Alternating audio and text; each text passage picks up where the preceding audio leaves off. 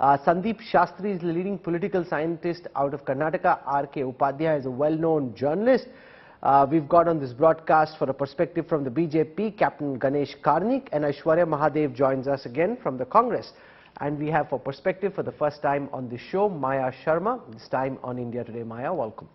I want to go across to Sandeep Shastri first on the issue of how big a catch Jagdish Shettar really is. How many seats do you think he can swing votes on? What is the percentage of voters that you think he can add to the Congress's ticket by virtue of joining the party? Can he at all? Rahul, I would like to respond to your question from two perspectives. One is the question of optics. The fact of a former chief minister, the fact of a former deputy chief minister, both from northern Karnataka, both belonging to the Lingayat community, moving from the BJP to the Congress. I want you to look at the optics of that development, which by itself can put a ruling party on a back foot. So I think that needs to be focused on what is its impact and implications on the party, on its cadres, on its whole effort to come back to power. At another level, as you rightly said, Jagdish Shettar is a very silent, not very aggressive leader. Though he has said he is likely to influence 20 to 25 seats, I think that is a little of an overreach.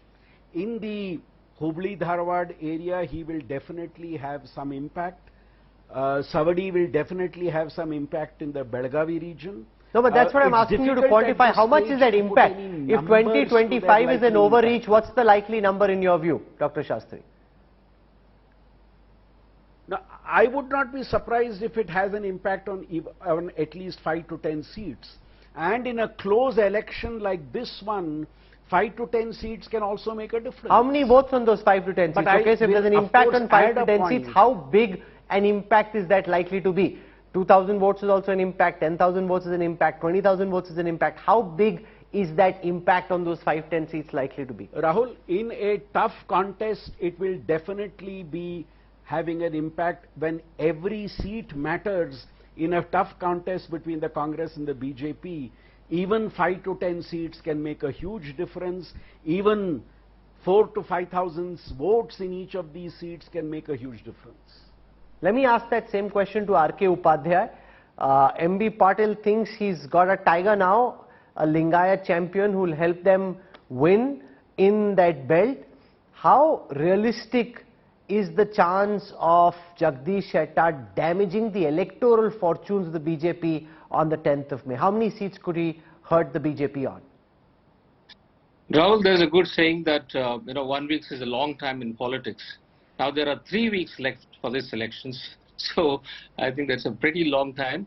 When I believe that this episode will not have that much of an impact when people go for voting.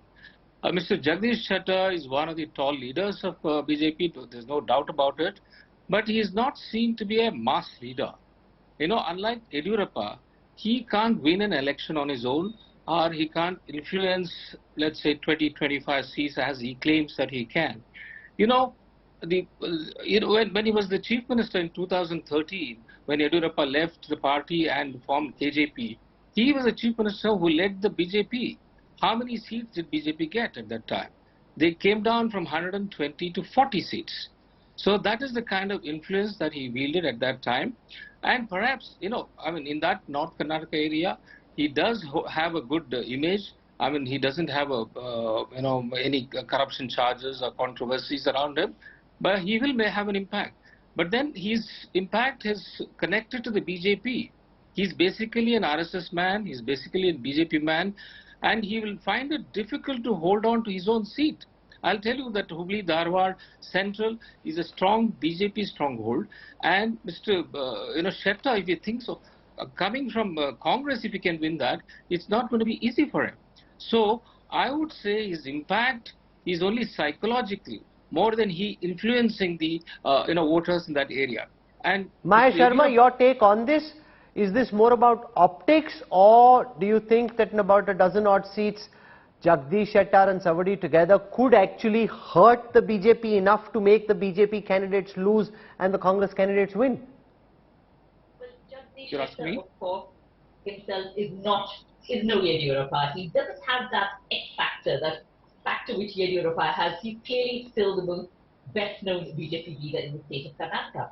Jagdish Shettar doesn't have that X factor. I do think, though, he may be able to hold on to his seat. Because if we look at the behavior of voters in 2019, we had a whole bunch of MLAs from the former coalition, the Congress and the JDS. They moved across to the BJP.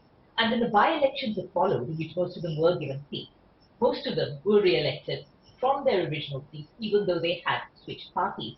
So there is this tendency also to follow a candidate, to vote for a candidate. And Jagdish Shettar being voted in time after time after time from Hubli Dharwad Central must have something to do with himself as well. It's not just No, but those are also strongholds of the Bharatiya Janata Party. So now how much of it is the BJP's effect and how much of it is the candidate's own magnetism, that we'll find out on the 13th. But what's your sense, Maya? My sense is that he may just pull it off. He's become a habit there, I think, in that constituency. He may just pull it off.